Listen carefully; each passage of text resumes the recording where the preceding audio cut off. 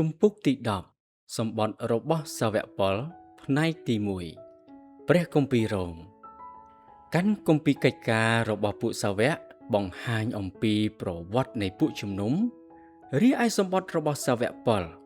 បានសរសេរអំពីសេចក្តីបង្រៀនដ៏អស្ចារ្យទាក់ទងនឹងពួកជំនុំឧទាហរណ៍កាន់គម្ពីររ៉ូមមានសេចក្តីបង្រៀនស្តីអំពីការរាប់ជាសុចរិតដោយសារសេចក្តីជំនឿការរាប់ជាសុចរិតមានន័យថាព្រះជាម្ចាស់ទ្រង់ទតឃើញមនុស្សមានបាបជាអ្នកដែលស័ក្តិសមនឹងទៅស្ថានសួគ៌នៅពេលដែលពួកគេជឿដល់ព្រះអម្ចាស់យេស៊ូវគ្រីស្ទនៅក្នុងសម្បត្តិនេះជាដំបូងសាវកប៉ុលប្រាប់ថាមនុស្សគ្រប់គ្នាជាអ្នកមានបាបនិងមានទោសនៅចំពោះព្រះជាម្ចាស់រួចគាត់ប្រាប់អំពីការសុគតរបស់ព្រះអម្ចាស់យេស៊ូវគ្រីស្ទជំនួសមនុស្សមានបាបដើម្បីឲ្យមនុស្សគ្រប់គ្នាបានសង្គ្រោះដោយគ្រាន់តែជឿលើទ្រង់ដោយភ្ជាប់ទៅនឹងសេចក្តីបង្រៀននេះផងដែរសាវកប៉ុលសង្កត់ធ្ងន់ថា1សេចក្តីសង្គ្រោះគឺដោយសារសេចក្តីជំនឿមិនមែនដោយសារការធ្វើតាមក្រឹតវិន័យ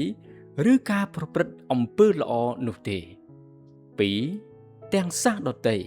និងសាសយូដាអាចទទួលសេចក្តីសង្គ្រោះដោយសារសេចក្តីជំនឿដូចគ្នា3គ្មាននរណាម្នាក់បានសង្គ្រោះតាមវិធីណាផ្សេងទៀតឡើយសូម្បីតែនៅសម័យកាលនៃព្រះគម្ពីរសញ្ញាចាស់ក៏ដោយបន្ទាប់ពីពិពណ៌នាអំពីព្រះពរដ៏អស្ចារ្យនៃការរាប់ជាសុចរិតសាវកប៉ុលសង្កត់ធ្ងន់ថាសេចក្តីសង្គ្រោះដ៏ជាអំណោយដែលឥតគិតថ្លៃនេះជំរុញឲ្យយើងរស់នៅជីវិតដ៏បរិសុទ្ធ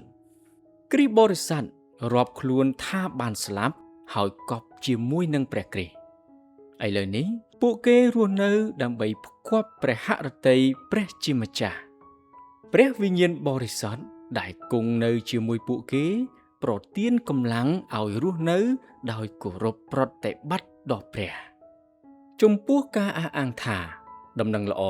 មិនបំពេញតាមសេចក្តីសន្យារបស់ព្រះជាម្ចាស់ចំពោះសាសអ៊ីស្រាអែលដែលមានតាំងពីមុនមកនោះសាវកប៉ុលបង្ហាញថាស្ថានភាពបច្ចុប្បន្នរបស់ពួកគេដែលត្រូវបានទុកចោលនោះមិនមែនឈប់ឬបញ្ចប់ត្រឹមនេះទេព្រះជាម្ចាស់នឹងបំពេញសេចក្តីសន្យារបស់ទ្រង់នៅពេលដែលសាសអ៊ីស្រាអែលដែលជឿដល់ទ្រង់ទាំងប៉ុន្មានទទួលព្រះអម្ចាស់យេស៊ូវគ្រីស្ទជាព្រះមេស៊ីរបស់ខ្លួននៅក្នុង5ជំពូកចុងក្រោយនៃកាន់គម្ពីររ៉ូមគឺពេញទៅដោយសេចក្តីណែនាំ